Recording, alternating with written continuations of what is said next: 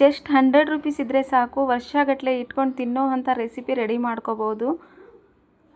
ಅದು ಹೇಗೆ ಅಂತೀರಾ ಮತ್ತು ಯಾವುದರಿಂದ ಮಾಡಿದ್ದಾರೆ ಅಂತ ಹೇಳಿ ಯೋಚನೆ ಮಾಡ್ತಿದ್ದೀರಾ? ಮುಂದೆ ವಿಡಿಯೋ ನೋಡ್ತಾ ಹೋಗಿ, ಎಂಡ್ವರೆಗೂ ನೋಡಿ, ನಿಮಗೆ ಗೊತ್ತಾಗುತ್ತೆ ಯಾವ ರೀತಿ ಮಾಡಿದ್ದೀನಿ ಅಂತ ಹೇಳಿ. ಮತ್ತು ತುಂಬ ಇಷ್ಟಪಡ್ತೀರಾ ಈ ರೆಸಿಪಿನ ನೀವು.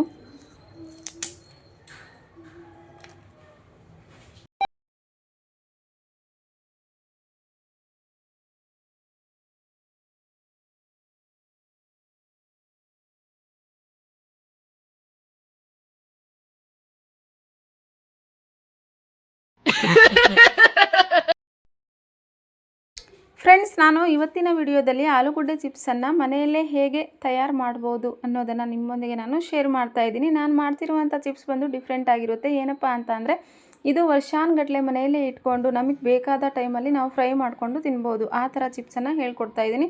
ನಿಮ್ಮ ಹತ್ರ ಒಂದು 100 ರೂಪೀಸ್ ಇದ್ದರೆ ಸಾಕು.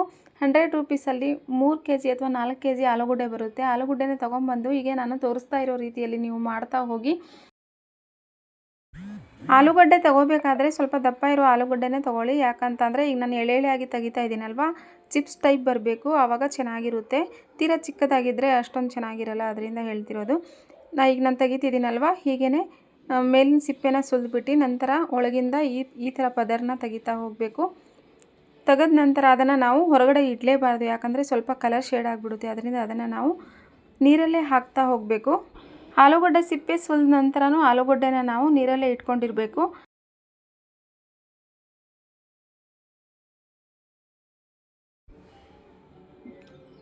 ಎಷ್ಟು ತೆಳುವಾಗಿ ಬರ್ತಾ ಇದೆ ನೋಡಿ, ತುಂಬ ಚೆನ್ನಾಗಿ ಬರ್ತಾ ಇದೆ ನೋಡಿ, ತುಂಬ ತೆಳುವಾಗಿ ಬಂದಿದೆ. ಇದನ್ನು ನಾವು ನೀರಲ್ಲಿ ಹಾಕಬೇಕು.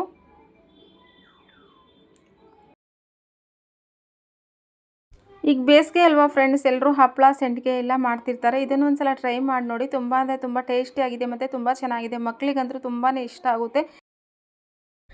ನಾವು ಹೊರಗಡೆ ಪ್ಯಾಕೆಟ್ ಚಿಪ್ಸ್ಗಳನ್ನು ತೊಗೊಂಡು ತಿನ್ನೋದಕ್ಕಿಂತ ಈ ಥರ ಮಾಡಿ ಇಟ್ಕೊಂಡ್ರೆ ನಮಗೆ ಬೇಕಾದಾಗ ಮಕ್ಕಳಿಗೆಲ್ಲ ಫ್ರೈ ಮಾಡಿಕೊಡ್ಬೋದು. ತುಂಬ ಚೆನ್ನಾಗಿರುತ್ತೆ. ಚಿಪ್ಸ್ ಎಲ್ಲ ಮಾಡ್ಕೊಂಡಿದ್ದಾದಮೇಲೆ ಈ ಥರ ನೀರಲ್ಲಿ ವಾಶ್ ಮಾಡಬೇಕು. ಒಂದು 3-4 ಸಲ ವಾಶ್ ಮಾಡಿ.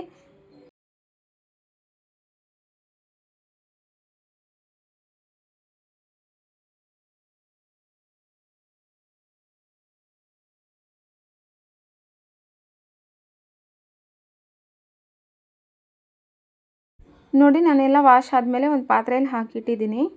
ಈಗ ಅದನ್ನು ನಾನು ಮತ್ತೆ ಅದೇ ಪಾತ್ರೆಗೆ ಸ್ವಲ್ಪ ಮತ್ತು ಇನ್ನೊಂದು ಪಾತ್ರೆಗೆ ಸ್ವಲ್ಪ ಹಾಕ್ಕೊಂಡು ನೀರು ಹಾಕ್ತೀನಿ ಅದಕ್ಕೆ. ನಂತರ ಅದೇ ಚಿಪ್ಸನ್ನು ನಾವು ಬೇಯಿಸಬೇಕಾಗುತ್ತೆ. ಬೇಯಿಸಬೇಕು ಅಂತ ಅಂದರೆ ತುಂಬ ಸ್ಮೂತಾಗಿ ಬೇಯಿಸಬಾರ್ದು. ಸ್ವಲ್ಪ ನೀರು ಕುದಿ ಬರೋಕ್ಕಿಂತ ಮುಂಚೆನೇ ನಾವು ಅದನ್ನು ಇಳಿಸ್ಕೋಬೇಕಾಗುತ್ತೆ. ಅದಕ್ಕೆ ರುಚಿಗೆ ತಕ್ಕಷ್ಟು ಉಪ್ಪನ್ನು ಬೆರೆಸ್ತಾ ಇದ್ದೀನಿ. ತಟ್ಟೆನೇ ಮುಚ್ಚಿಬಿಡಿ ಒಂದು 10 ನಿಮಿಷ. ನೋಡಿ, ಬೆಂದಿದೆ. ಇಲ್ಲಿ ಯಾವ ರೀತಿ ಅಂತ ಅಂದರೆ, ನೀರು ತುಂಬ ಕುದಿ ಬರಬಾರ್ದು. ನೀರು ಕುದಿ ಬರೋಕ್ಕಿಂತ ಮುಂಚೆನೇ ನಾವು ಅದನ್ನು ಇಳಿಸ್ಕೋಬೇಕಾಗುತ್ತೆ. ಇಲ್ಲಾಂದರೆ ತುಂಬ ಬೆಂದರೆ ಅದು ಚಿಪ್ಸ್ ಥರ ಆಗಲ್ಲ, ಟೇಸ್ಟ್ ಎಲ್ಲ ಸಿಗಲ್ಲ. ಅದರಿಂದ ನಾವು ನೀರು ಕುದಿ ಬರೋಕ್ಕಿಂತಲೇ ಮುಂಚೆನೇ ಇಳಿಸ್ಬಿಟ್ಟು ಅದನ್ನು ಒಂದ್ಸಲ ನಾವು ನೋಡಬೇಕು. ಆ ಚಿಪ್ಸ್ ನಾವೇನಾದರೂ ಮುಟ್ಟಿದಾಗ ಶೀಳಬಾರ್ದು.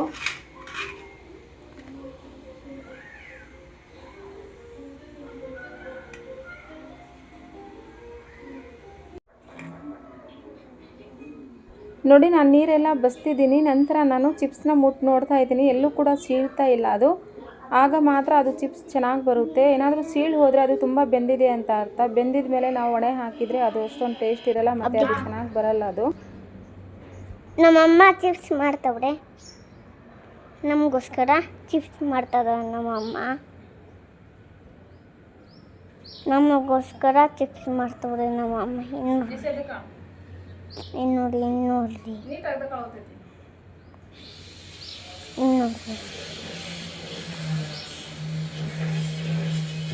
ಚಿಪ್ಸ್ ಎಲ್ಲ ಆಗಿದೆ. ಈಗ ನಂತರ ನಾನು ಅದನ್ನು ಒಣೆ ಹಾಕ್ತಾ ಇದ್ದೀನಿ. ಅಂದರೆ ತುಂಬ 2 ದಿನ ಅಷ್ಟು ಒಣೆ ಹಾಕಬೇಕು. ತುಂಬ ಬಿಸಿಲಿದ್ರೆ ಒಂದೇ ದಿನ ಒಣಕೊಂಡ್ಬಿಡುತ್ತೆ ಅದು. ನೋಡಿ, ನಾನು 2 ದಿನ ಒಣೆ ಹಾಕಿದ್ದೀನಿ. ನಂತರ ಈ ಥರ ಆಗಿದೆ.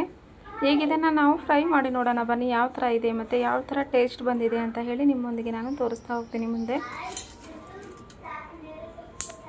ನನ್ನ ವಿಡಿಯೋನ ಎಂಡ್ವರೆಗೂ ಯಾರೆಲ್ಲ ನೋಡ್ತಾ ಇದ್ದೀರಾ ತುಂಬ ಹೃದಯದ ಧನ್ಯವಾದಗಳು. ಹೀಗೆ ವಿಡಿಯೋನ ನೋಡ್ತಾ ಹೋಗಿ ನನಗೆ ಪ್ರೋತ್ಸಾಹ ಕೊಡ್ತಾ ಹೋಗಿ ಅಂತ ಹೇಳಿ ನಿಮ್ಮಲ್ಲಿ ನಾನು ವಿನಂತಿ ಮಾಡ್ಕೊತೀನಿ.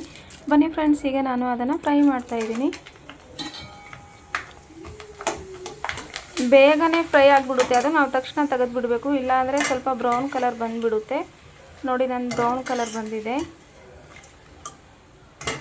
ಹಿಂಗೆ ಹಾಕ್ಬಿಟ್ಟು ಹಾಗೆ ತೆಗೆದುಬಿಡಬೇಕು, ಆವಾಗ ಅದು ವೈಟ್ ಕಲರ್ ಇರುತ್ತೆ, ತುಂಬ ಚೆನ್ನಾಗಿರುತ್ತೆ. ನೋಡಿ, ತುಂಬ ಚೆನ್ನಾಗಿ ಬಂದಿದೆ. ನಾನು ಹಾಕಿದಾಗ ಇಷ್ಟಿಷ್ಟೇ ಇದ್ವಲ್ಲ, ಒಣಗಿಸಿದಾದ್ಮೇಲೆ ಇಷ್ಟಿಷ್ಟೇ ಇದ್ವು. ನಂತರ ನೋಡಿ, ಎಣ್ಣೆಯಲ್ಲಿ ಹಾಕಿದಾಗ ಎಷ್ಟೆಷ್ಟು ದಪ್ಪ ಮತ್ತು ಎಷ್ಟೆಷ್ಟು ಉದ್ದ ಆದವು ನೋಡಿ. ಬೇಗ ಹರಳ್ಕೊಂಡ್ಬಿಡ್ತಿದೆ ಎಣ್ಣೆಯಲ್ಲಿ. ಹಪ್ಪಳ ಸಂಡಿಗೆ ಕೂಡ ಈ ಥರ ಹರಳಲ್ಲ, ಆ ಥರ ಹರಳ್ತಾ ಇದೆ. ನನಗೆ ಬೆಸ್ಟ್ ಅನ್ನಿಸ್ತು ಇದು, ಎಲ್ಲ ರೆಸಿಪಿಗಿಂತ ಹಪ್ಪಳ ಸಂಡಿಗೆಗಿಂತ ಇದೇ ಬೆಸ್ಟ್ ಅನ್ನಿಸ್ತು ನನಗೆ. ಮಾಡಲಿಕ್ಕೂ ಕೂಡ ತುಂಬ ಈಸಿಯಾಗಿದೆ ಅಲ್ವಾ. ನೀವು ಕೂಡ ಟ್ರೈ ಮಾಡಿ ಮನೆಯಲ್ಲಿ.